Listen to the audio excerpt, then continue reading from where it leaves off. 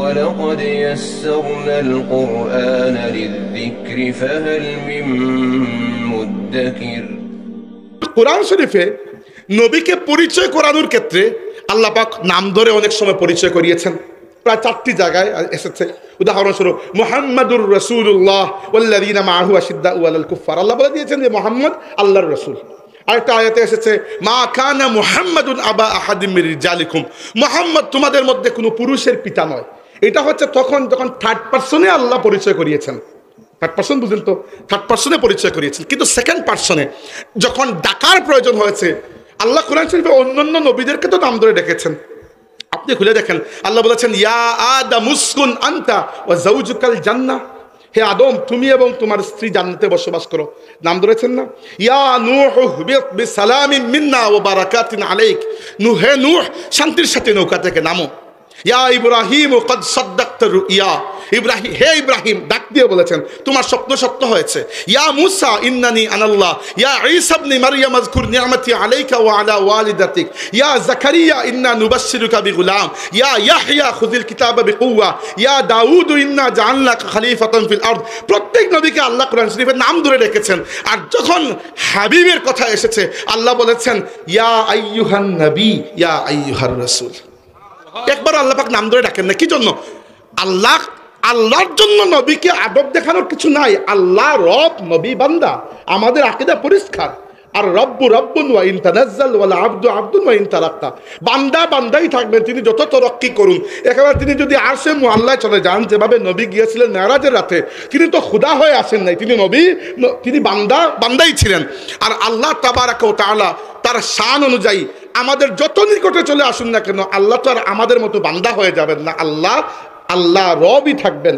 তো রাসূলুল্লাহ সাল্লাল্লাহু আলাইহি ওয়াসাল্লামকে আল্লাহ এখানে যে আদব দেখাচ্ছেন এমন নয়, বরং আল্লাহ এর মাধ্যমে আমাদেরকে আদব শেখাচ্ছেন যে লা তাজআলু দুআ আর রাসূলি বাইনাকুম কাদুআই বা'দিকুম বা'দা, তোমাদের একের মধ্যে অন্য যেরকম একে অন্যকে ডাকাডাকি করো, বা একজনের ডাককে অন্যজন যেরকম রেসপেক্ট বা রেসপন্স করো, আমার নবীর ডাককে একে অন্যের ডাকের মতো বানাবে না। এই আয়াত নাজিল হওয়ার পর থেকে আব্বাস রাদিয়াল্লাহু আনহু কখনো বলেন নাই হে আমার ভাতিজা, যখন বলেছেন ইয়া আইয়ুহান নবী ইয়া রাসূলুল্লাহ বলেছেন। কখনো আয়েশা সিদ্দিকা রাদিয়াল্লাহু আনহা বলেন নাই হে আমার প্রিয় স্বামী, বা এরকম কিছু। যতবার আমরা হাদিসে পাই বলেছেন ইয়া রাসূলুল্লাহই বলেছেন। কাজী আল্লাহ পাক তার নবী সাল্লাল্লাহু আলাইহি ওয়াসাল্লামকে সেই মাকাম দিয়েছেন। অন্য নবীরা কোরআন শরীফে, আপনি নবীদের কাহিনী কোরআন শরীফ পড়বেন, কোরআন শরীফের মতো এরকম দিলকে ইমানের নূরে পরিপূর্ণ করে দেওয়ার মতো কোনো কিতাবই নাই। অন্য নবীরা যে সকল কাজ করেছেন, আল্লাহ যেগুলো তাদেরকে শিখিয়ে দিয়েছেন, সেগুলোর রেফারেন্স আল্লাহ দিয়েছেন নবীর নামেই। উদাহরণস্বরূপ আপনি সূরা হুদের মধ্যে পাবেন, আল্লাহ হযরতে নূহ আলাইহিস সালামকে বলেছেন ওয়াসনাউল ফুলকা কুল্লামা মাররা আলাইহি মালাউম মিন কওমিহি সাখিরু মিন ইত্যাদি। তো আল্লাহ বলেছেন নূহ আলাইহিস সালামকে যে ওহিয়া ইলা নূহিন আন্নাহু লান ইউমিনা মিন কওমিকা ইল্লা মান ক্বাদ আমানা ফালা তাবতাইস বিমা কানু ইয়াফআলুন ওয়াসনাইল ফুলকা বিআয়ুনিনা ওয়া ওয়াহিনা ওয়া লা তুখাতিবনি ফিল লাযিনা যালামু ইন্নাহুম মুগরাকুন ওয়া ইয়াসনাউল ফুলকা কুল্লামা মাররা আলাইহি। এই তিনটা আয়াত আল্লাহ কি বলেছেন যে আমি নূহকে বললাম হে নূহ, কাফিরদের সাথে এখন ডিবেট করতে যাও না, এখন একটা নৌকা বানাও। তারা তোমার সাথে যত টিটকারি করুক না কেন, এখন জবাব দেওয়ার দরকার না, একটা নৌকা বানাও। এরপরে আল্লাহ কি বলেছেন ওয়াসনাউল ফুলক, নূহ নিজে নৌকা তৈরি করলেন। নৌকা কে তৈরি করেছেন? নূহ আলাইহিস সালাম। কার অর্ডারে? আল্লাহর অর্ডারে, তাই না? একইভাবে আল্লাহ তাবারাকা ওয়া তাআলা দুইটা ইনসিডেন্ট হয়েছে, একটা হচ্ছে হিজরতের সময় আর আরেকটা হচ্ছে বদর যুদ্ধের সময়। হিজরতের সময় কি হয়েছে? রাসূল পাক সাল্লাল্লাহু আলাইহি ওয়াসাল্লাম ঘরের মধ্যে অবস্থান করছেন, আর জিব্রাইল এসে বলেছেন ইয়া রাসূলুল্লাহ, আল্লাহ পাক হিজরতের আদেশ দিয়েছেন, বেরিয়ে পড়ুন। কিন্তু বিষয়টা হচ্ছে আপনি সতর্ক থাকতে হবে, আপনার ঘরের চারপাশে মক্কার যুবকরা খোলা তরবারি হাতে অপেক্ষা করছে, আজ রাতে তারা আপনাকে হত্যা করবে বলে সিদ্ধান্ত নিয়েছে। প্রত্যেক গোত্র থেকে এক একজন যুবক, যেন কোনো একজনের উপর দোষ না পড়ে, তারা ফুল ব্যাটল গিয়ার নিয়ে এসেছে আল্লাহর নবীকে হত্যা করার জন্য। তখন জিব্রাইল বলেছেন ইয়া রাসূলুল্লাহ, আপনি এক মুষ্টি বালি হাতে নিন, ঘরে তো আর টাইলস ছিল না, বালিই তো ছিল, বালি হাতে নিন এবং নিক্ষেপ করুন। মানে একজন মানুষ যদি নিক্ষেপ করে, কোন দিকে নিক্ষেপ করে? সামনের দিকে তো নিক্ষেপ করবে। রাসূল সাল্লাল্লাহু আলাইহি ওয়াসাল্লাম বিসমিল্লাহ বলে নিক্ষেপ করেছেন, নিক্ষেপ তো করেছেন সামনের দিকে, কিন্তু মুআজিজা প্রকাশিত হয়েছে গড়ের চারপাশে যতটা কাফির দাঁড়িয়ে ছিল প্রত্যেকের চোখের মধ্যে ওই বালি গিয়ে প্রবেশ করেছে। এরা চোখ কুচলাতে ব্যস্ত, আল্লাহর নবী সাল্লাল্লাহু আলাইহি ওয়াসাল্লাম চোখের সামন দিয়ে বেরিয়ে গেছেন। আর একইভাবে বদরের জিহাদের সময় জিবরাইল এসে বলেছেন, ইয়া রাসূলুল্লাহ, এক মুষ্টি বালি হাতে নিয়ে নিক্ষেপ করুন। আল্লাহর নবী এক মুষ্টি বালি হাতে নিয়ে শাহাতিল ওজুহ বলে নিক্ষেপ করেছেন। ওই দূরে যে কাফিররা ছিল সামনের সারি অ্যাটলিস্ট প্রত্যেকের চোখের মধ্যে ওই বালি গিয়ে প্রবেশ করেছে। অথচ এত দূরে যে বালি, তো আপনি পাথর না যে এই নিক্ষেপ করলেন অনেক দূর চলে গেল, বালি নিক্ষেপ করে দেখুন এখানে পড়ে যাবে। কিন্তু শুধু এখানে পড়ে নাই তা নয়, ওইখানে গেছে সবার চোখের মধ্যে প্রবেশ করেছে। রাত হয়ে গেছে 11টা। আমি খুব বেশি সময় কথা বলবো না, এমনিতেই 12টাতে মাহফিল, উনিও বসে আছেন, শেষ করবেন। আমরা যে কিছুক্ষণ কথা বলবো এমন একটি বুনিয়াদী বিষয় নিয়ে কথা বলবো, যে বিষয়গুলো নিয়ে কথা বলা আমি প্রথম 3 বছর বয়ানের মধ্যে আমি প্রচুর করতাম, এরপরে বাদ দিয়ে দিয়েছি। মনে করেছি যে আর এগুলো নিয়ে দরকার নাই, নতুন টপিক নিয়ে আসি। প্রথম 3 বছর আমি ওয়াজের মাহফিলে আমার দাদা হযরত ফুলতুল্লাহ সাহেবুল্লাহ রহমতুল্লাহি আলাইহিকে অনুসরণ করতাম। কারণ যেহেতু আমার দাদাকে সারা জীবন দেখেছি রাসূল করিম সাল্লাল্লাহু আলাইহি ওয়াসাল্লামের ইজ্জত আজমতের বয়ান করতে, তো প্রথম দিকে আমিও এগুলা করতাম। আমার কাছে তখনও এগুলা ভালো লাগতো, এখনও এগুলা ভালো লাগে। কিন্তু যেহেতু পরবর্তীতে মনে করেছি ঠিক আছে এই দিকটা আর ঠিক হয়ে গেছে, আর বলার দরকার নাই, এখন আমরা অন্য কথা বলি, তখন আমি অন্য সাবজেক্টে আস্তে আস্তে গিয়েছি বয়ানের ক্ষেত্রে। কিন্তু দেখা যায় যে না, আসলে আমাদের আল্লাহর হাবিবের সাথে যে তাল্লুক আছে, সেই তাল্লুককে একটা জায়গায় ফর গ্রান্টেড নিশ্চিত হিসাবে রাখার সুযোগ নাই। শয়তান ওই তাল্লুককে কমজোর করতে চায়। তাই বারে বারে ওই তাল্লুক, ওই তাজিম, মোহাব্বত, ইতাআত, নুসরাতের যে সম্পর্ক আল্লাহর হাবিবের সাথে উম্মত হিসাবে আমাদের আছে, বারবার মাহফিলে, ময়দানে, সেমিনারে এই মোহাব্বতের, এই তাজিমের সম্পর্ককে নবায়ন করা প্রয়োজন। আজকে এমন একটা ফিতনার যুগে আমরা বসবাস করছি, যে যুগে শয়তানের প্রধান টার্গেট আমাদের আমল নষ্ট করা নয়, বরং আমাদের ঈমান নষ্ট করা। আমল নষ্ট করা অতি ছোট বিষয় ইন কম্প্যারিজন টু ঈমান নষ্ট করা। ঈমান নষ্ট করলে আর হাতে কিছুই বাকি থাকলো না। আমল এমনিতেও আমাদের দুর্বল, তবুও আমাদের নবীর ওসিলায় আল্লাহ পাক আমাদেরকে এমন এমন সুযোগ দিয়েছেন, যে এমন রাত বছরে আল্লাহ দিয়েছেন, এমন এমন দিন দিয়েছেন, লাফ দিয়ে আমরা আমলকে অনেক দূর পর্যন্ত নিয়ে যেতে পারি। সামনে আসছে লাইলাতুন নিসফি মিন শাবান, শবে বরাত। এরপরে আসছে সবচেয়ে বড় রাত, অর্থাৎ সবচেয়ে মর্যাদাপূর্ণ রাত লাইলাতুল কদর। রমজানের শেষ দিকের বিজুর রাতগুলোর মধ্যে একটি রাত হচ্ছে লাইলাতুল কদর। লাইলাতুল কদরি খায়রুম মিন আলফি শাহর। লাইলাতুল কদর 1000 মাসের চাইতে উত্তম। তো এক রাতের ইবাদত যদি আল্লাহ পাক কবুল করেন, তাহলে আল্লাহ রাব্বুল আলামিন আপনার হয়তো এক হায়াতের চাইতে বেশি সওয়াব আপনাকে দিয়ে দেবেন। সো আমলকে ফ্লাইওভার দিয়ে পার করার সুযোগ আছে, আছে না? আছে। ইমানকে ফ্লাইওভার দিয়ে পার করার সুযোগ নাই। ইমান বড় বুনিয়াদী বিষয়। ইমান ইজ দ্য ফাউন্ডেশন।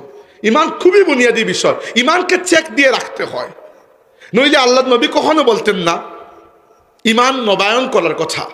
রাসূল পাক সাল্লাল্লাহু আলাইহি ওয়াসাল্লাম বলেছেন, জাদ্দিদু ঈমানাকুম, তোমরা তোমাদের ঈমানকে নবায়ন করো, নতুন করে রং দাও, রিনিউ করো। সাহাবীরা জিজ্ঞেস করেছেন, কাইফা নুজাদ্দিদু ঈমানুনা ইয়া রাসূলুল্লাহ, ইয়া রাসূলুল্লাহ কিভাবে ঈমানকে নবায়ন করব? আল্লাহর হাবিব সাল্লাল্লাহু আলাইহি ওয়াসাল্লাম জবাব দিয়েছেন, বিকাসরাতি যিকরি লা ইলাহা ইল্লাল্লাহ, অধিক হারে লা ইলাহা ইল্লাল্লাহ বলার মাধ্যমে তোমরা তোমাদের ঈমানকে নবায়ন করো। তার মানে একবার ঈমান লা ইলাহা ইল্লাল্লাহ মুহাম্মাদুর রাসূলুল্লাহ পড়েছি, মা বাবা মুসলমান ছিলেন, এই জন্য যে আমার ঈমান কামিল হয়েছে অথবা আমি এই ঈমানের উপর মৃত্যুবরণ করতে পারবো এই নিশ্চয়তা নাই। তাই যেভাবে আল্লাহর প্রতি ঈমানকে নবায়ন করার প্রয়োজন পড়ে, ঈমানের আরেকটা শাখা রাসূল পাক সাল্লাল্লাহু আলাইহি ওয়াসাল্লামের প্রতি ঈমানকেও বারবার নবায়ন করা প্রয়োজন।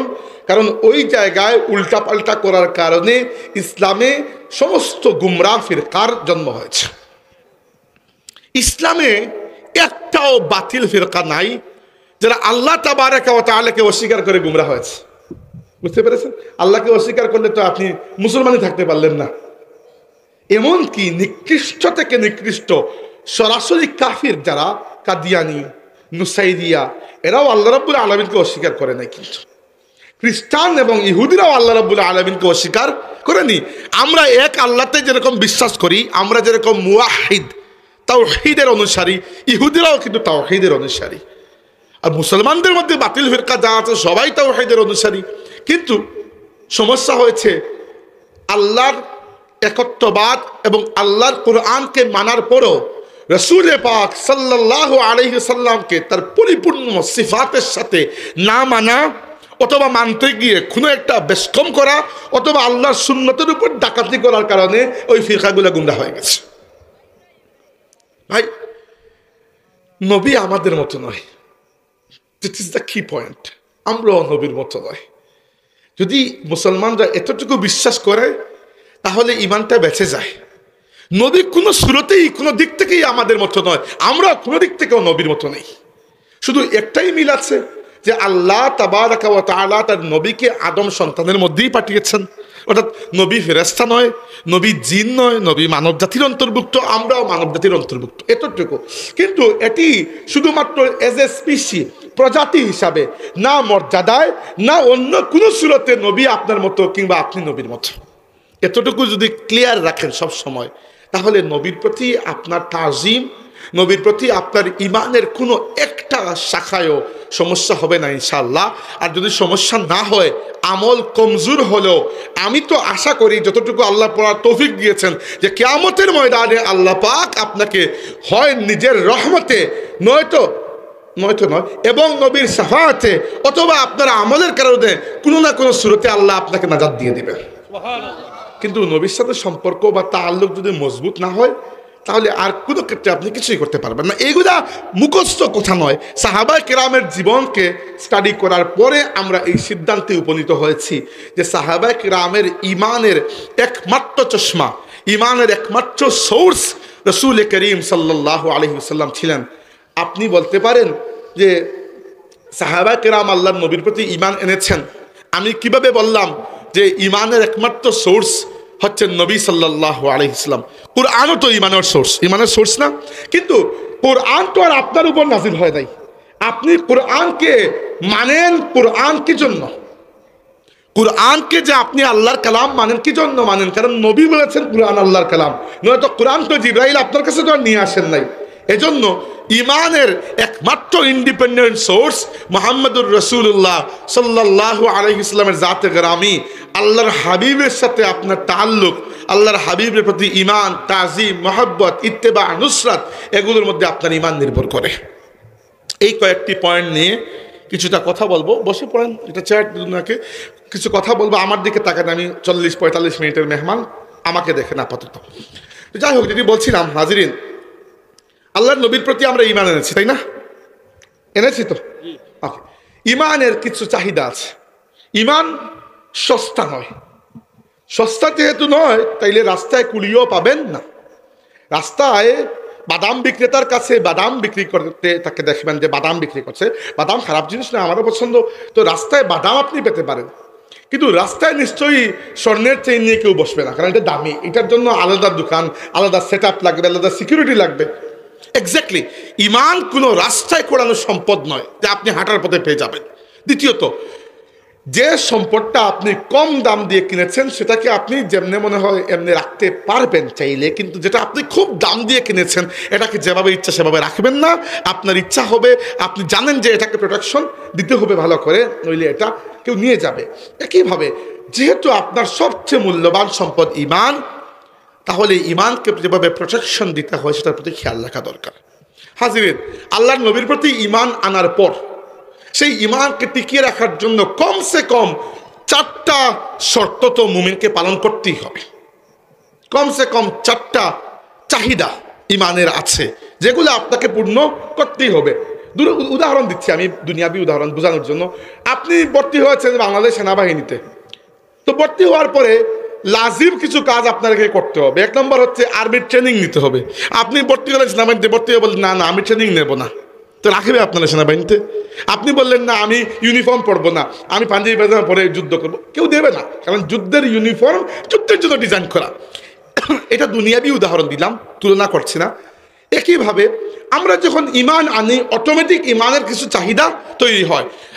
আল্লাহর হাবিবের প্রতি ইমান আনার পরে চারটা, কমসে কম, বেশি হলে তো মাশাআল্লাহ, কমপক্ষে চারটা চাহিদা তৈরি হয়।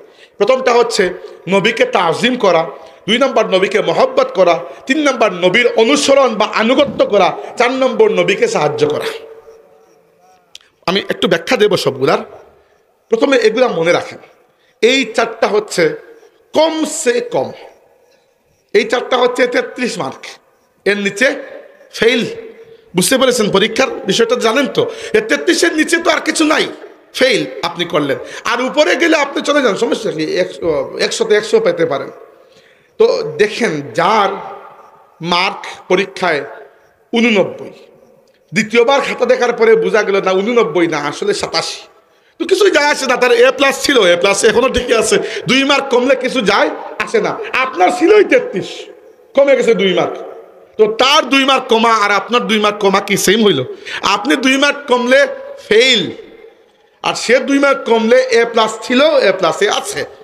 আল্লাহ নবীর সাথে যে বেসিক মৌলিক সম্পর্কগুলো রাখতে হবে, এর থেকে নিচে নামতে পারবেন না।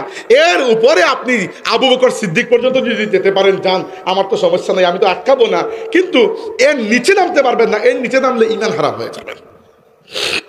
এটা মুসলমান হিসেবে দায়িত্ব। সব দায়িত্ব খালি আলিম উলামা, মুল্লাহ, মৌলবী, হুজুরদের উপর চাপাবেন না। কবরে আমাকে 3টা প্রশ্ন করা হবে, আপনারা যে 2টা করা হবে এমন তো না, ও সেম প্রশ্নই তো।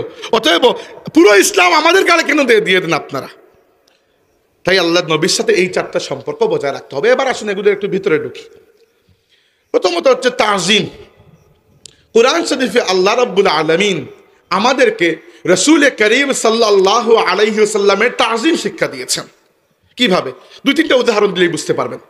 আল্লাহ রাব্বে করিম কুরআনুল কারীমে বলেছেন যে ফাল্লাযীনা আমানু বিহি ওয়া আযযারুহু ওয়া নাসারুহু ওয়াত্তাবাউন নূরাল্লাযী উনজিলা মাআহু উলাইকা হুমুল মুফলিহুন। ভালো করে খেয়াল করুন, আল্লাহ বলেছেন সফল কাম মানুষ কেবল তারা। সফল মানুষ, আমরা কি সফল মানুষ হতে চাই না? সফল মানুষ কেবল তারা যারা আমানু বিহি, নবীর প্রতি ঈমান এনেছে, ওয়া আযযারুহু, নবীকে তাজির করেছে। তাজির মানে কি? তাজির মানে হচ্ছে সম্মান দেওয়া, যেটাকে আমরা তাকরিম বা ইকরাম বলি, এর থেকে বাড়িয়ে সম্মানের উপরে যদি কিছু থাকে, যেটাকে আমরা বাংলা ভাষায় বলতে পারি ভক্তি। যারা নবীকে ভক্তি করে, সম্মানের উপরের লেভেল। সম্মানটা আপনিও আমাকে করেন, আমিও আপনাকে করতেছি, এটা তো নর্মাল। কিন্তু যে সম্মান নবীর প্রাপ্য, ওই সম্মানটা অন্য কারো প্রাপ্য নয়। ফাল্লাযীনা আমানু বিহি ওয়া আযযারুহু ওয়া নাসারুহু, এবং নবীকে সাহায্য করে। সাহায্যটা একটু পরে বুঝাচ্ছি, এটা একটু কমপ্লিকেটেড, পরে বলবো। ওয়াত্তাবাউন নূরাল্লাযী উনজিলা মাআহু, আর নবী আল্লাহর পক্ষ থেকে যে নূর নিয়ে এসেছেন সেই নূরের অনুসরণ করে। উলাইকা হুমুল মুফলিহুন, কেবল তারাই তো হচ্ছে সফলকাম দুনিয়া আখিরাতে।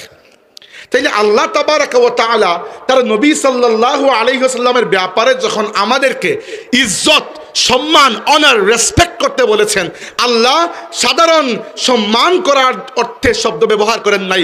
আল্লাহ একটা বিশেষ শব্দ ব্যবহার করেছেন যে অন্য কারো সম্মানের সাথে যেন নবীর সম্মানটা মিলে না যায়। দ্বিতীয় কথা, দেখেন আল্লাহ রাব্বুল আলামিন আমাদের নবী সাল্লাল্লাহু আলাইহি ওয়াসাল্লামকে নিজের নাম দিয়েছেন মুহাম্মদ। মুহাম্মদ যে নামটা, এটা আল্লাহ রাব্বুল আলামিনই রেখে দিয়েছেন। হ্যাঁ, রাসূল সাল্লাল্লাহু আলাইহি ওয়াসাল্লামের দাদা রেখেছেন মুহাম্মদ, কিন্তু উলামায়ে কেরাম আমাদেরকে, উলামায়ে সিয়ার যারা, তারা জানিয়েছেন যে, এবং এটি আমি আমাদের শাইখুনা হযরত মুহাদ্দিস সাহেব রাহমাতুল্লাহি আলাইহির জবানেও শুনেছি, তিনিও বলেছেন যে আল্লাহ বড় শখ করে রাসূল সাল্লাল্লাহু আলাইহি ওয়াসাল্লামকে এই 2টি নাম দিয়েছেন। হ্যাঁ, অন্য মানুষের উসিলায় আল্লাহ নামগুলো দুনিয়াতে বাস্তবায়িত করেছেন, কিন্তু এই নামগুলো মূলত আল্লাহরই পছন্দের। একটা হচ্ছে মুহাম্মদ, একটা আহমদ। আমাদের নবীর নাম হচ্ছে এই 2টা, বাকিগুলো গুণবাচক নাম। যেমন আল্লাহর নাম একটাই আল্লাহ, বাকিগুলো আল্লাহর গুণবাচক নাম। আল্লাহর প্রত্যেকটি কাজ থেকে আল্লাহ নিজের জন্য একটি নাম রেখেছেন। আল্লাহ আমাদের উপর দয়া করেন, এজন্য আল্লাহ নিজের দুইটা নাম দিয়েছেন, রাহিম এবং রাহমান। আল্লাহ আমাদেরকে রিজিক দেন, তাই আল্লাহ নিজের নাম রেখেছেন আর রাজ্জাক। আল্লাহ সব কিছুকে সৃষ্টি করেছেন, এজন্য আল্লাহ নিজের নাম রেখেছেন আল খালিক। এভাবে তো রাসূলুল্লাহ সাল্লাল্লাহু আলাইহি ওয়াসাল্লামের বহু সিফাতি নাম আছে, গুণবাচক নাম, যেমন রাহমাতুল্লিল আলামিন, শাফিউল মুজনিবিন, নবিউর রাহমা, নবিউল মালাহিম, আরো অনেক কিছু। এরপরে আরেকটা হাদিসে এসেছে, আল্লাহ নবী বলেছেন আমার 5টা নাম, মুহাম্মদ, আহমদ, মাহি, হাসির, আকিব। এগুলা আল্লাহ নবীর মূল নাম। মুহাম্মদ, আহমদ এগুলা হচ্ছে তার সত্তাগত নাম, নিজস্ব নাম। 3 নম্বর নাম হচ্ছে মাহি, আল্লাযী ইয়ামহুল কুফর ইয়ামহুল্লাহু বিহিল কুফর। মাহি হচ্ছে যিনি কুফরকে, কাফির এবং কুফরকে মিটিয়ে দুনিয়াতে ঈমানের আলো প্রজ্বলিত করেন। 3 নম্বর হচ্ছে হাসির। হাসির হচ্ছে যার আশেপাশে মানুষ জমা হবে, কিয়ামতের ময়দানে গেলে এটা দেখতে পারবেন, দুনিয়াতে দেখতে পারবেন না। কিয়ামতের ময়দানে মুমিন কাফির প্রত্যেকেই ভিখারির বেশে আমার নবীর সামনে হাজির হয়ে বলবে, ইয়া রাসূলুল্লাহ ইশফা লানা ইলা রাব্বিক, ইয়া রাসূলুল্লাহ আপনার রবের কাছে আমাদের জন্য সুপারিশ করুন। এটা যেহেতু তিনি হাসির, তার আশেপাশে মানুষ জমা হবে। হাসারা মানে জমা হওয়া। আর শেষটা হচ্ছে তিনি বলেছেন আনাল আকিব আল্লাযী লাইসা বা'দাহু নবী, আমি হচ্ছে আকিব, আর আকিব হচ্ছে যার পরে আর কোনো নবী নাই। হ্যাঁ, নবী মাঝে মাঝে মানুষ দাবি করে, কিন্তু এগুলা মিথ্যা নবুয়তের দাবিদার, বুঝতে পেরেছেন? এগুলা শুরু হয়েছে মুসাইলামা ইবনে হাবিব, এক ব্যক্তি ছিল, তাকে আল্লাহ নবী নাম দিয়েছেন মুসাইলামাতুল কাজ্জাব। তো সে নিজেকে নবী দাবি করেছিল। সে চিন্তা করেছিল যে মুহাম্মদ সাল্লাল্লাহু আলাইহি ওয়াসাল্লাম নবী দাবি করে পুরো আরব বিজয় করে ফেলেছেন, আমি যদি নবী দাবি করে আমিও করে ফেলবো। সে বলেছিল, হে মুহাম্মদ একটা কাজ করো, নবুয়ত ভাগ করে ফেলো, উত্তর আরব তোমার, পূর্ব আরব তোমার, পশ্চিম আরব আমার। দুঃখিত, উল্টা করে ফেলছি, পূর্ব আরব আমার আর পশ্চিম আরব তোমার, এইভাবে। এবং সে পরে আল্লাহ নবী সাল্লাল্লাহু আলাইহি ওয়াসাল্লাম তো এই কথা মানার তো প্রশ্নই আসে না, নাউজুবিল্লাহ। সে পরে নিজেকে নবী দাবি করেছিল এবং বলেছিল জিবরাইল তার কাছে ওহী নিয়ে আসেন, এবং সে নিজে বানিয়ে বানিয়ে কবিতার মতো করে করে এক পারা তার কোরআন সে এক পারা লিখেছে। তার কোরআন নয়, আল্লাহ মাফ করুক, তার কিতাব। আমি কোরআন মুখ দিয়ে চলে আসছি, আল্লাহ মাফ করুক। তার কিতাব এক পারা লিখেছে। ওই কিতাব কিছু আমি পড়েছিলাম, ওইগুলা পড়তে যাবেন না আবার। ওই কিতাবের মধ্যে একটা সূরা এক্স্যাক্টলি কোরআন শরীফের উপর কপি করে এসেছে। একটা সূরা আছে সূরাতুল ফিল, কোরআন শরীফে একটা সূরা আছে না সূরা ফিল, তো সেও একটা সূরা বানিয়েছে সূরাতুল ফিল। আল ফিলু মাল ফিল ওয়া মা আদরাকা মাল ফিল লাহু যানবুন ওয়াবিল ওয়া লাহু খারতুমুন তাওয়িল ইন্না যালিকা ফি রাব্বিনা কি আমি ভুলে গেছি, এগুলো মুখস্থ করি নাই, পরে নামাজে মুখ দিয়ে চলে আসলে তো নামাজ বাতিল হয়ে যাবে আমার। তো সে এরকম একটা সূরা বানিয়েছিল সে, সূরাতুদ দিফদা। দিফদা মানে হচ্ছে ব্যাঙ, ব্যাঙের সূরা। সে বলেছিল আদ-দিফদা ইবনাতু দিফদা আউলাকি ফিল মাই ওয়া আসফালাকি ফিত তিন, হে ব্যাঙের বাচ্চা রে, তোমার অর্ধেক মাটিতে আর অর্ধেক পানিতে। এগুলো সে সূরা বানিয়েছিল। তো পরে আর টিকতে পারে নাই, খালিদ ইবনে ওয়ালিদ রাদিয়াল্লাহু আনহু তার খেল খতম করে দিয়েছেন ইয়ামামার যুদ্ধে। সে আরো অনেক সূরা বানিয়েছিল। তার একটা সূরা ছিল সূরাতুল কুরাইশ। কোরআন শরীফে একটা সূরা আছে না সূরা কুরাইশ, লিইলাফি কুরাইশ, সেও সূরা বানিয়েছে সূরাতুল কুরাইশ। ওই সূরা সে বলেছিল যে লানা নিসফুল আরদি ওয়া লাহু লানা নিসফুল আরদি ওয়া লিকুরাইশ নিসফুহা ওয়ালাকিন্না কুরাইশুন কওমুন ইয়াতাদুন। সে বলেছিল যে আল্লাহ তো এরকম দিয়েছিলেন যে দুনিয়ার অর্ধেক আমরা শাসন করবো আর অর্ধেক কুরাইশরা করবে, কিন্তু কুরাইশরা আমাদেরকে মেরে সব নিয়ে গেছে। তো এইটা তার দুঃখ। যাই হোক, এরকম বেয়াদব কিন্তু পাওয়া যায় এবং এই ধারা চলতে আছে। আল্লাহ নবী বলেছেন লা তাকুমুস সাআ হাত্তা ইয়াখরুজু আদ-দাজ্জালুনা কাযযাবুনা করিবুম মিন 30 কুল্লুহুম ইয়াজউমু আন্নাহু রাসূলুল্লাহ। কিয়ামত সংগঠিত হওয়ার আগে কমপক্ষে 30 জনের মতো এরকম বেঈমান দাজ্জাল বের হবে, যারা প্রত্যেকেই নিজেকে আল্লাহর নবী বলে দাবি করবে। যেমন রিসেন্ট নবী আমেরিকার ওয়ালিদ ফার্ড মুহাম্মদ একজন ছিল, অক্ষরে তার নবী সাল্লাল্লাহু আলাইহি ওয়াসাল্লামের নাম রেখেছেন মুহাম্মদ। কিন্তু কোরআন শরীফে নবীকে পরিচয় করানোর ক্ষেত্রে আল্লাহ পাক নাম ধরে অনেক সময় পরিচয় করিয়েছেন, প্রায় 4টি জায়গায় এসেছে। উদাহরণস্বরূপ মুহাম্মাদুর রাসূলুল্লাহ ওয়াল্লাযীনা মাআহু আশিদ্দাউ আলাল কুফফার, আল্লাহ বলে দিয়েছেন যে মুহাম্মদ আল্লাহর রাসূল। আরেকটা আয়াতে এসেছে মা কানা মুহাম্মাদুন আবা আহাদিম মির রিজালিকুম, মুহাম্মদ তোমাদের মধ্যে কোনো পুরুষের পিতা নয়। এটা হচ্ছে তখন যখন থার্ড পারসনে আল্লাহ পরিচয় করিয়েছেন। থার্ড পারসন বুঝেন তো, থার্ড পারসনে পরিচয় করিয়েছেন। কিন্তু সেকেন্ড পারসনে যখন ডাকার প্রয়োজন হয়েছে, আল্লাহ কোরআন শরীফে অন্যান্য নবীদেরকে তো নাম ধরে ডেকেছেন। আপনি খুলে দেখেন, আল্লাহ বলেছেন ইয়া আদাম উসকুন আনতা ওয়া যাওজুকাল জান্নাহ, হে আদম, তুমি এবং তোমার স্ত্রী জান্নাতে বসবাস করো। নাম ধরেছেন না, ইয়া নূহ বিসালামিন মিন্না ওয়া বারাকাতিন আলাইক। নূহ, হে নূহ, শান্তির সাথে নৌকা থেকে নামো। ইয়া ইব্রাহিম ক্বাদ সাদ্দাকতা রুইয়া। ইব্রাহিম, হে ইব্রাহিম, ডাক দিয়ে বলেছেন তোমার স্বপ্ন সত্য হয়েছে। ইয়া মূসা ইন্নানি আনাল্লাহ। ইয়া ঈসা ইবনে মারইয়াম আযকুর নি'মাতি আলাইকা ওয়া আলা ওয়ালিদাতিক। ইয়া যাকারিয়া ইন্না নুবাশশিরুকা বিগুলাম। ইয়া ইয়াহইয়া খুযিল কিতাবা বিকুওয়া। ইয়া দাউদ ইন্না জাআলনাকা খলিফাতান ফিল আরদ। প্রত্যেক নবীকে আল্লাহ কোরআন শরীফের নাম ধরে রেখেছেন। আর যখন হাবিবের কথা এসেছে আল্লাহ বলেছেন ইয়া আইয়ুহান নবী, ইয়া আইয়ুহার রাসূল। একবার আল্লাহ পাক নাম ধরে ডাকেন না, কি জন্য? আল্লাহর জন্য নবীকে আদব দেখানোর কিছু নাই। আল্লাহ রব, নবী বান্দা। আমাদের আকীদা পরিষ্কার। আর রব্বু রব্বুন ওয়া ইন তানাজ্জাল ওয়াল আবদু আবদুন ওয়া ইন তারাক্কা। বান্দা বান্দাই থাকবেন, তিনি যত তরক্কি করুন। একেবারে তিনি যদি আরশে মুআল্লায় চলে যান, যেভাবে নবী গিয়েছিলেন মেরাজের রাতে, তিনি তো খোদা হয়ে আসেন নাই, তিনি নবী, তিনি বান্দাই ছিলেন। আর আল্লাহ তাবারাকা ওয়া তাআলা তার শান অনুযায়ী আমাদের যত নিকটে চলে আসুন না কেন, আল্লাহ তো আর আমাদের মতো বান্দা হয়ে যাবেন না, আল্লাহ রবই থাকবেন। তো রাসূলুল্লাহ সাল্লাল্লাহু আলাইহি ইসলামকে আল্লাহ এখানে যে আদব দেখাচ্ছেন এমন নয়, বরং আল্লাহ এর মাধ্যমে আমাদেরকে আদব শেখাচ্ছেন যে লা তাজআলু দুআ আর রাসূলি বাইনাকুম কাদুআই বা'দিকুম বা'দা। তোমাদের একের মধ্যে অন্য যেরকম একে অন্যকে ডাকাডাকি করো, বা একজনের ডাককে অন্যজন যেরকম রেসপেক্ট বা রেসপন্স করো, আমার নবীর ডাককে একে অন্যের ডাকের মতো বানাবে না। এই আয়াত নাজিল হওয়ার পর থেকে আব্বাস রাদিয়াল্লাহু আনহু কখনো বলেন নাই হে আমার ভাতিজা। যখন বলেছেন ইয়া আইয়ুহান নবী, ইয়া রাসূলুল্লাহ বলেছেন। কখনো আয়েশা সিদ্দিকা রাদিয়াল্লাহু আনহা বলেন নাই হে আমার প্রিয় স্বামী, বা এরকম কিছু। যতবার আমরা হাদিসে পাই বলেছেন ইয়া রাসূলুল্লাহই বলেছেন। কাজী আল্লাহ পাক তার নবী সাল্লাল্লাহু আলাইহি ওয়াসাল্লামকে সেই মাকাম দিয়েছেন। অন্য নবীরা, কোরআন শরীফে আপনি নবীদের কাহিনী কোরআন শরীফ পড়বেন, কোরআন শরীফের মতো এরকম দিলকে ইমানের নূরে পরিপূর্ণ করে দেওয়ার মতো কোনো কিতাবই নাই। অন্য নবীরা যে সকল কাজ করেছেন, আল্লাহ যেগুলো তাদেরকে শিখিয়ে দিয়েছেন, সেগুলোর রেফারেন্স আল্লাহ দিয়েছেন নবীর নামেই। উদাহরণস্বরূপ আপনি সূরা হুদের মধ্যে পাবেন, আল্লাহ হযরত নূহ আলাইহিস সালামকে বলেছেন ওয়াসনাউল ফুলকা কুল্লামা মাররা আলাইহি মালাউম মিন কওমিহি সাখিরু মিন ইত্যাদি। তো আল্লাহ বলেছেন নূহ আলাইহিস সালামকে যে ওহিয়া ইলা নূহিন আন্নাহু লান ইউমিনা মিন কওমিকা ইল্লা মান ক্বাদ আমানা ফালা তাবতাইস বিমা কানু ইয়াফআলুন ওয়াসনাইল ফুলকা বিআয়ুনিনা ওয়া ওয়াহিনা ওয়া লা তুখাতিবনি ফিল লাযিনা যালামু ইন্নাহুম মুগরাকুন ওয়া ইয়াসনাউল ফুলকা কুল্লামা মাররা আলাইহি। এই তিনটা আয়াত আল্লাহ কি বলেছেন যে আমি নূহকে বললাম, হে নূহ, কাফিরদের সাথে এখন ডিবেট করতে যাও না, এখন একটা নৌকা বানাও।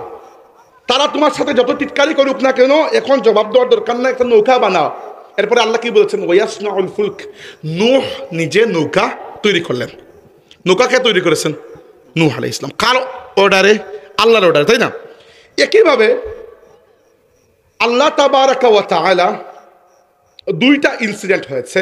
একটা হচ্ছে হিজরতের সময়, আর আরেকটা হচ্ছে বদর যুদ্ধের সময়। হিজরতের সময় কি হয়েছে?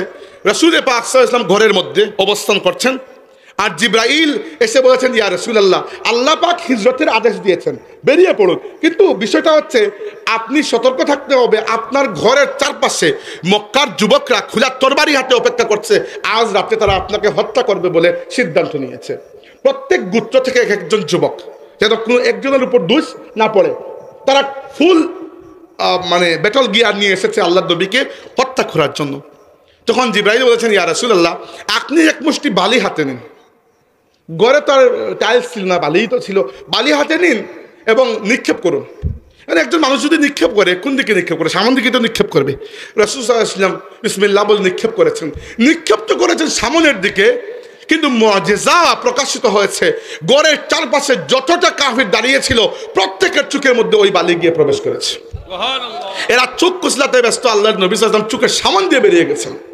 আর একইভাবে বদরের জিহাদের সময় জিব্রাইল এসে বলেছেন ইয়া রাসূলুল্লাহ, এক মুষ্টি বালি হাতে নিয়ে নিক্ষেপ করুন। আল্লাহর নবী এক মুষ্টি বালি হাতে নিয়ে শাহাতিল ওযুহ বলে নিক্ষেপ করেছেন।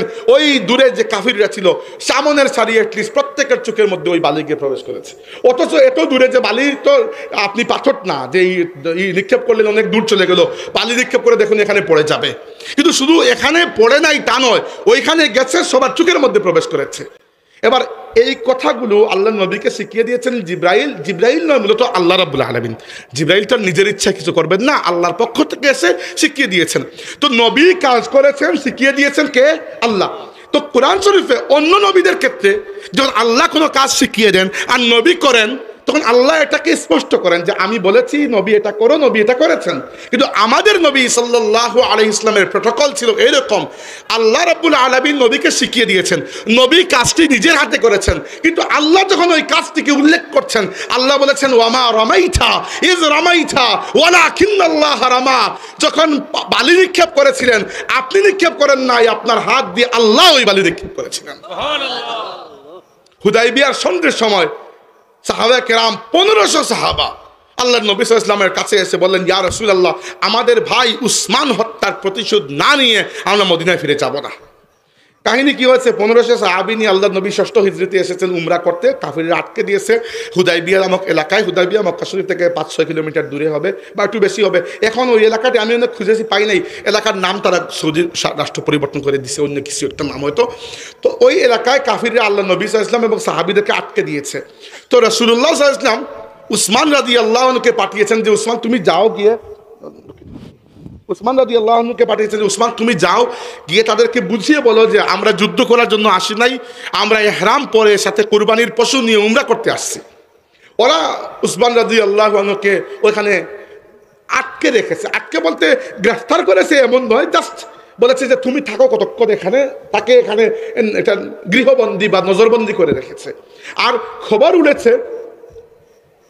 উড়েছে যে উসমান রাদিয়াল্লাহু আনহুকে কাফিররা হত্যা করে ফেলেছে। মিথ্যা খবর কিন্তু উড়ে জলদি, তাই না?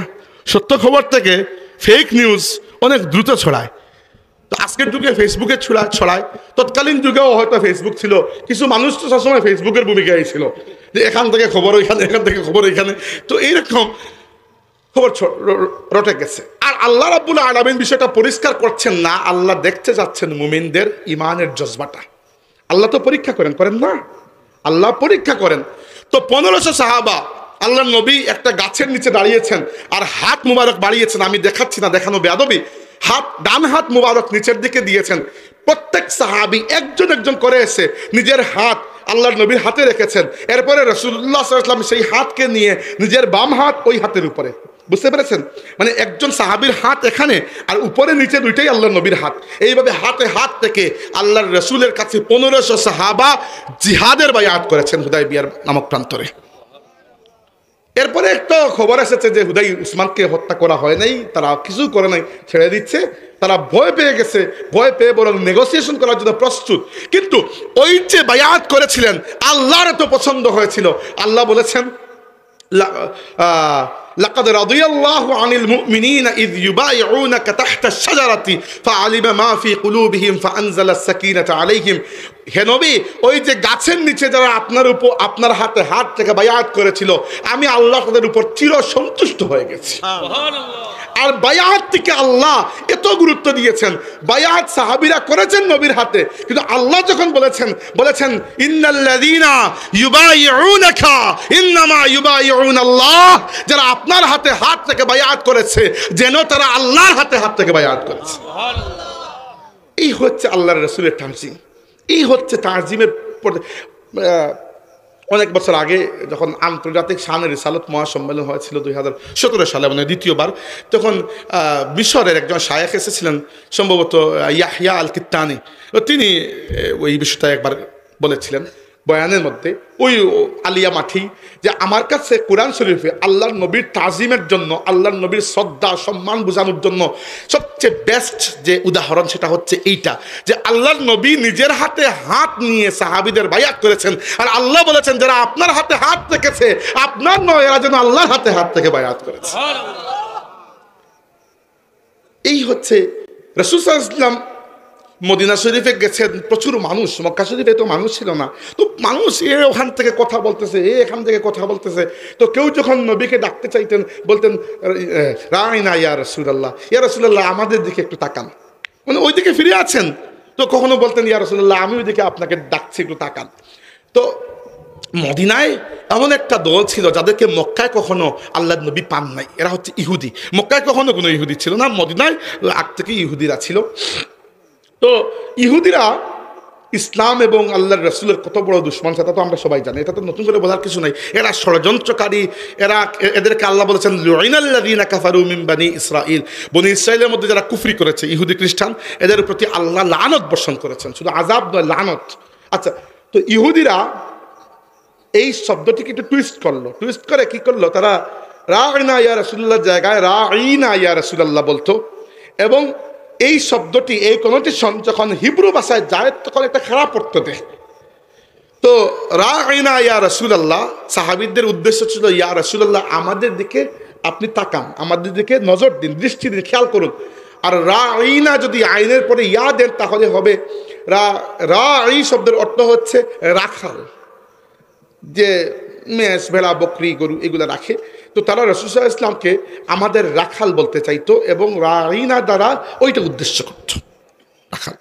আর এটাকে আরও নটোরিয়াস হয়ে যায় হিব্রু ভাষায়, এই কনোটেশনটা আরও নটোরিয়াস, আরও খারাপ অর্থ দেয়। তো সাহাবীরা একবারও তো নাউজুবিল্লাহ আল্লাহর রসুলকে রাখাল বা এইরকম কোনো অর্থ চিন্তা করে রাঈনা বলেন নাই। তারা রাঈনা ইয়া রাসূলুল্লাহ বলতেন, অর্থাৎ ইয়া রাসূলুল্লাহ আমাদের দিকে রিআয়াত করুন, দৃষ্টি দেন। কিন্তু আল্লাহ তাবারাকা ওয়া তাআলা যখন ইহুদিদের ওই ষড়যন্ত্রকে ফাঁস করেছেন, আল্লাহ বলেছেন, ইহুদিদেরকে আল্লাহ বলেন নাই যে তোমরা রাঈনা বলবে না, বরং আল্লাহ ক্যাটাগরিক্যালি ইন টোটাল বলে দিয়েছেন ইয়া আইয়ুহাল্লাযীনা আমানু লা তাকুলু রাঈনা ওয়া কুলু উনজুরনা, হে মুসলমানরা, মুমিনরা, খবরদার আজকের পর থেকে আমার নবীকে রাঈনা ইয়া রাসূলুল্লাহ বলা যাবে না, বলতে হবে উনজুরনা ইয়া রাসূলুল্লাহ। ঠিক আছে, বুঝলাম। উনজুরনা মানে কি? আমাদের দিকে তাকান। রাঈনা মানে কি? আমাদের দিকে তাকান। বেশ কম কি?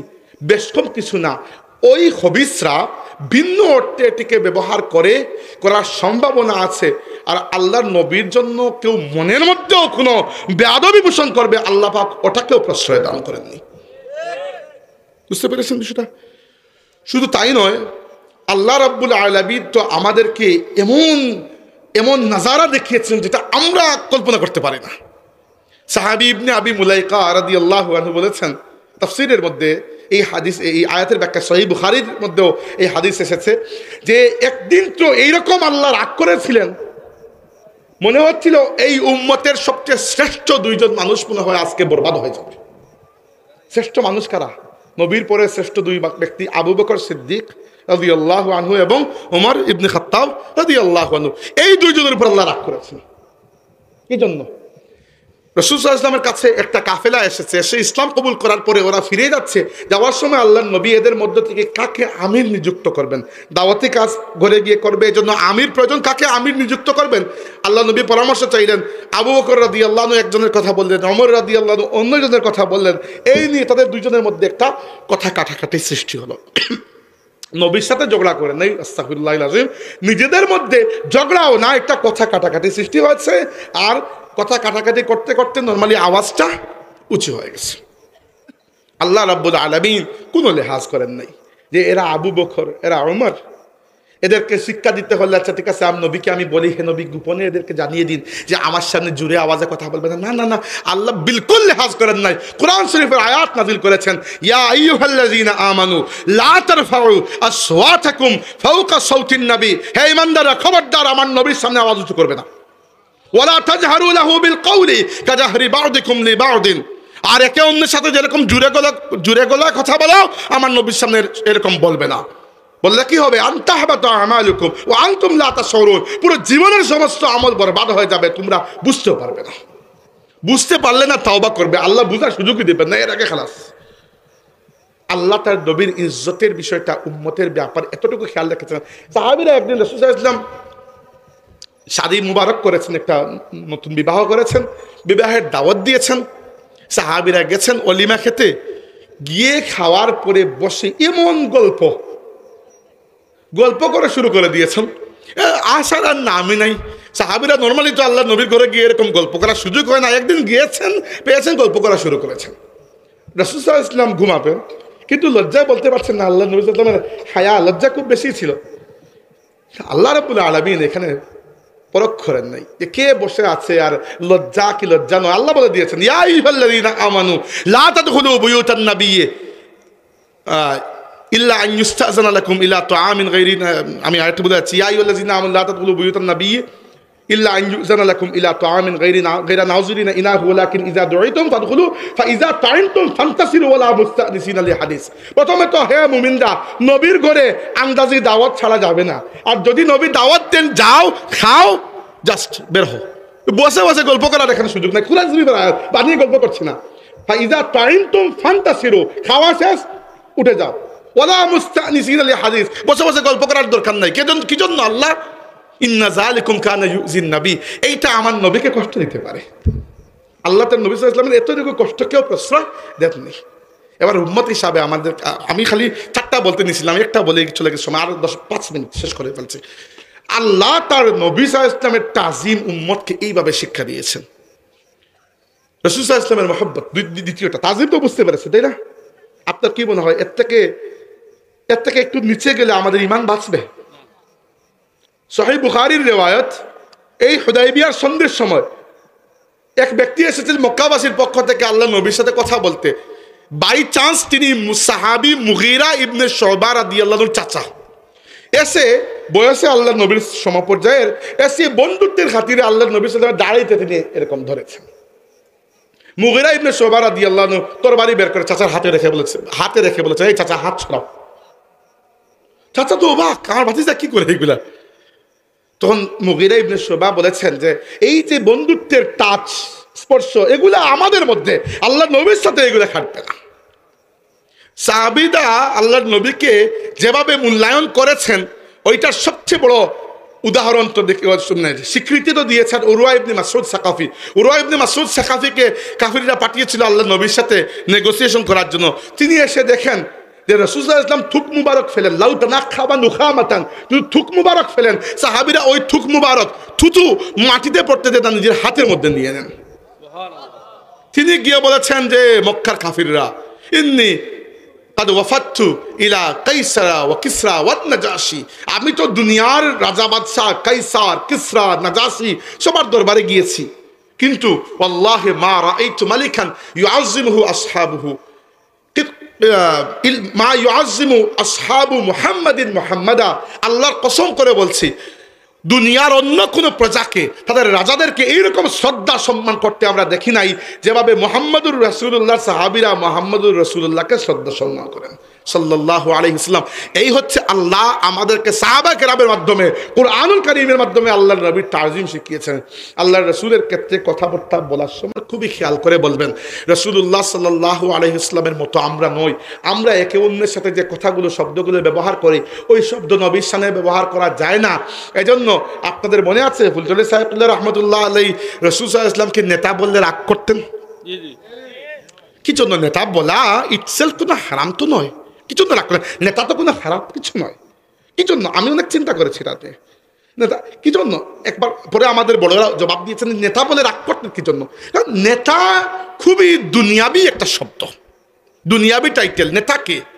নেতা হচ্ছেন ধরেন শেখ মুজিবুর রহমান একজন নেতা, জিয়াউর রহমান একজন নেতা, তারপরে ধরেন মোহাম্মদ আলী জিন্নাহ একজন নেতা, ভারতের মোহনদাস করমচাঁদ গান্ধী একজন নেতা, এরা নেতা। আব্রাহাম লিঙ্কন একজন নেতা, উইনস্টন চার্চিল একজন নেতা, এরা নেতা। এমনকি দুনিয়ার সেরা নেতা বা কেউ যদি থেকে থাকে আলেকজান্ডার দি গ্রেট, তবুও তো নেতা, এর উপরে তো খেতা তো নয়, নেতাই, তাই না? নবীকে যদি আমরা নেতা বলি তাহলে কি মনে হবে যে এই বরাবর কোনো একটা লেভেলের কেউ একটু, তাই না? হ্যাঁ, তুরা উপরে তুরা নিচে একটু, এর থেকে তো কিছু না। বুঝতে পেরেছেন বিষয়টা? আল্লাহ নবীকে নেতা বললে আপনি রাসূলুল্লাহ সাল্লাল্লাহু আলাইহি ওয়াসাল্লামের মর্যাদাকে একটা ফ্রেমের মধ্যে বন্দি করে রেখে দিলেন। আর আল্লাহ নবী সাল্লাল্লাহু আলাইহি ওয়াসাল্লামের মর্যাদার ব্যাপারে বড় সুন্দর বলেছেন কবি গালিব মির্জা আসাদুল্লাহ গালিব। তিনি বলেছেন সানায়ে খাজা বায়াজদা গুজাশতেন কা জাতে পাক দানে মর্তবা মুহাম্মাদাস, ফার্সি ভাষায়। তিনি বলেছেন যে আল্লাহর নবীর প্রশংসা করার দায়িত্ব আমি আল্লাহর হাতে দিয়ে দিয়েছি। আল্লাহই ভালো জানেন তিনি তার নবীকে কি কি শান দান করেছেন। তো হাজরিন, এই জন্য আল্লাহ নবী সাল্লাল্লাহু আলাইহি ওয়াসাল্লামের সাথে আমরা নেতা এই সকল শব্দ ব্যবহার করি না, কারণ এগুলা খুবই দুনিয়াদারি শব্দ। যদিও আমরা সাইয়্যিদুনা বলি, সাইয়্যিদ শব্দের অর্থ নেতা, যতই অর্থ হোক না কেন এরপরেও আমরা নেতা বলি না, কারণ যদিও ইটসেলফ এটা কোনো হারাম শব্দ বা খারাপ শব্দ নয়, নবীর সাথে ব্যবহার করার ক্ষেত্রে খেয়াল করি আমরা, কারণ নবী আমাদের মতো নয়, আমরাও নবীর মতো নয়। রাসূলুল্লাহ সাল্লাল্লাহু আলাইহি ওয়াসাল্লাম সৌমে উইসাল রাখতেন, এটা বলে শেষ করছে, আমার গলা আর যাচ্ছে না। আল্লাহ নবী সৌমে উইসাল রাখতেন। সৌমে উইসাল মানে বিরামহীন রোজা। একদিন রোজা রাখলেন, ইফতার করলেন না, পরের দিন কন্টিনিউ করলেন, হয় ইফতার করলেন নইলে ওই দিনও কন্টিনিউ করে 3 নম্বর দিন গিয়ে ইফতার করলেন। সাহাবায়ে কেরাম এক রেওয়ায়তে আছে তারা অনুমতি চাইলেন রোজার, এইরকম রোজা রাখার। আর আরেকটা রেওয়ায়তে আমি পেয়েছি কয়েকজন তো রেখেই ফেলেছেন রোজা। তখন প্রথম দিন তো চলে গেছে, 2 নম্বর দিন দেখা গেল পেটের ক্ষুধা এক একজন চলতে পারতেছেন না। আরেকটা রেওয়ায়তে আছে কয়েকজন সাহাবী অনুমতি নিয়েছেন, ইয়া রাসূলুল্লাহ আমরা কি রাখবো না? তখন আল্লাহ নবী সাল্লাল্লাহু আলাইহি ওয়াসাল্লাম কি বলেছেন যে আইয়ুকুম মিসলি, রাগ করে বলেছেন, খুশি হন নাই যে আমার সাহাবীরা মাশাআল্লাহ বিরামহীন রোজা রাখে, না না না, বলেছেন আইয়ুকুম মিসলি, তোমাদের মতো কে আছো আমার বরাবর, আমার উদাহরণ, আমার সমপর্যায়ের কে আছো? আবিতু ইনদা রাব্বি হুয়া ইউতঈমুনি ওয়া ইয়াসকিন, আমি আমার আল্লাহর কাছে রাত্রি যাপন করি, আমার আল্লাহ আমাকে খাওয়ান, আমাকে পান করান। আপনাকে রোজা রাখলে কি আল্লাহ রাব্বুল আলামিন ওইরকম কুদরতি খাওয়াবেন? না, আপনার জন্য রোজা তো একটা পরীক্ষা। তো এগুলা খেয়াল রেখে আমরা কনক্লুশন, আর বাকিগুলা বলতে পারবো না, সময় নাই, টাইম শেষ হয়ে গেছে। আমাদের একটা কনক্লুশন যে রাসূলুল্লাহ সাল্লাল্লাহু আলাইহি ওয়াসাল্লামের আদবের ব্যাপারে, তাজিমের ব্যাপারে খুবই আছে। ঠিক আছে, কেউ যদি উত্তর দিয়েছেন, আমি একটা প্রশ্ন করেছি, যদি পারলাম উত্তর দিলাম, না পারলে নাই। আল্লাহ নবী সাল্লাল্লাহু আলাইহি ওয়াসাল্লামের তাজিমের ব্যাপারে খুবই সতর্ক থাকা আমাদের উচিত, এবং মুখ ফসকে এইরকম শব্দ বলা উচিত নয় যে শব্দগুলো অন্য ভাষায় প্রতিবর্ণায়নের ফলে বেয়াদবির মতো হয়ে যায়। প্রতিবর্ণায়ন বুঝেন, একটা শব্দ যখন অন্য শব্দে পরিবর্তন হয় এক্স্যাক্টলি অর্থ দেয় না, অনেক সময় একটু ডিফারেন্ট অর্থ দেয়। তো আমরা এজন্য ইসলামী পরিভাষাগুলোকে আরবিতে ব্যবহার করাই আমার মতে উচিত। উদাহরণস্বরূপ আমরা নবীকে নবী বলি, নবী শব্দের অর্থ কি?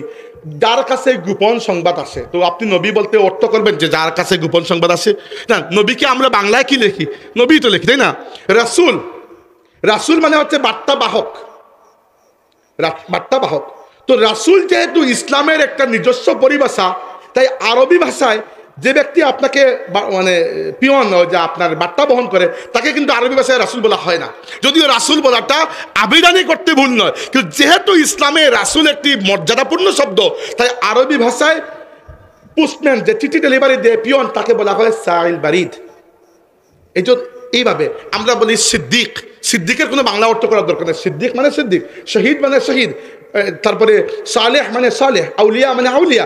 এইভাবে রাসূলুল্লাহ সাল্লাল্লাহু আলাইহি ওয়াসাল্লামের শানে এমন কোনো শব্দ ব্যবহার করা উচিত নয় যে শব্দগুলোর মধ্যে সামান্যতম বেয়াদবির সায়বা এসেছে, নইলে আপনার ঈমান বরবাদ হয়ে যাবে। এমন কোনো কিছু বললেন যেটাতে আল্লাহর রাসূল সাল্লাল্লাহু আলাইহি ওয়াসাল্লাম কষ্ট পেলেন, কি হবে জানেন? ইন্নাল্লাযীনা ইউযুনাল্লাহা ওয়া রাসূলাহু লাআনাহুমুল্লাহু ফিদ দুনিয়া ওয়াল আখিরা, যারা আল্লাহ এবং তার রাসূলকে কষ্ট দেয়। থামেন এখানে। আল্লাহকে আপনি কষ্ট দিয়ে দেখান তো পারবেন? পারবেন না। আউট অফ ইউর রিচ আল্লাহ রাব্বুল আলামিনকে কিছুই করতে পারবেন না। আল্লাহুস সামাদ, আল্লাহ তো বেনিয়াজ, অমুখাপেক্ষী। তো আল্লাহকে কষ্ট দেওয়া মানে হচ্ছে রাসূলকে কষ্ট দেওয়া, মানে আল্লাহকে কষ্ট দেওয়া। মান ইউতিউর রাসূলা ফাকাদ আতা আল্লাহ, যে রাসূলের আনুগত্য করে সে আল্লাহর আনুগত্য করে। এভাবে যে রাসূলকে কষ্ট দেয় সে আল্লাহ তাবারক ওয়া তাআলাকে কষ্ট দেয়। তো এর ফজিলত কি? কষ্ট দিলেন, ফজিলত কি? ফজিলত হচ্ছে লাআনাহুমুল্লাহু ফিদ দুনিয়া ওয়াল আখিরা, দুনিয়া এবং আখিরাতে এই ব্যক্তির উপর আল্লাহর লানত বর্ষিত হয়। আল্লাহর আযাব আর আল্লাহর লানত এক বিষয় নয়। আযাব বহু ছোট জিনিস, কাউকে আযাব দিলে আল্লাহ পরে মাফও করে দেন। একবার যখন কাউকে আল্লাহ লানত দিয়ে দেন, ওই ব্যক্তির জন্য জান্নাত হারাম হয়ে যায়। এই জন্য আল্লাহ বলেছেন ওয়া আ'আদ্দা লাহুম আযাবাম মুহিনা, এইরকম লানতপ্রাপ্ত ব্যক্তির জন্য যারা রাসূলকে কষ্ট দেয় তাদের জন্য দুনিয়া এবং আখিরাতে আল্লাহর লানত, এবং আখিরাতে তাদের জন্য অনেক লাঞ্ছনাদায়ক, অপমানজনক, যন্ত্রণাদায়ক শাস্তি আল্লাহ প্রস্তুত করে রেখেছেন। আল্লাহ নবীর তাজিম আমাদেরকে আমাদের দিলের মধ্যে আল্লাহ দান করে, আমরা বলি আমিন। এইটা ভাইয়েরা আমার, এটা আমাদের ইমানের সোপান, এটা আমাদের ইমানের উৎস, এটা আমাদের ইমান বাঁচানোর হাতিয়ার, এটা আমাদের ইমানের সুরক্ষা, আমাদের ইমানের তাওয়িজ, আমাদের ইমানের রক্ষা কবচ। আল্লাহর নবীর তাজিম, আল্লাহর নবীর মহব্বত তো বুঝতে পেরেছেন আপনারা, আমি আর ব্যাখ্যা করছি না, বক্তব্য শেষ। আল্লাহর নবীর ইতাআত মানে অনুসরণ, নবীর খালি মুখে মুখে মহব্বতের স্লোগান দিলে তো হবে না, যা বলেছেন তা মানতে হবে। আর নুসরাত মানে নবীকে সাহায্য করা। কিভাবে? টাকা দিয়ে না দলিল জমির লিখে দিয়ে? সাহায্য করা নবীর দ্বীনকে এগিয়ে নিয়ে যাওয়ার মাধ্যমে। নবী যে মিশন নিয়ে এসেছেন, হুয়াল্লাযী আরসালা রাসূলাহু বিল হুদা ওয়া দীনিল হাক্কি লিইয়ুযহিরাহু আলা দ্বীনি কুল্লিহি। আল্লাহ তার রাসূলকে পাঠিয়েছেন, দিয়েছেন সাথে হেদায়েত, দিয়েছেন সাথে একটা দ্বীন, দ্বীনের নাম ইসলাম। কি জন্য? লিইয়ুযহিরাহু আলা দ্বীনি কুল্লিহি, যেন রাসূল পুরো দুনিয়াতে সমস্ত অন্য ধর্ম, মত, পথ, মতাদর্শ, আকীদা, আদর্শ সবকিছুর উপর ইসলামকে বিজয় করেন। ولقد يسرنا القرآن للذكر فهل من مدكر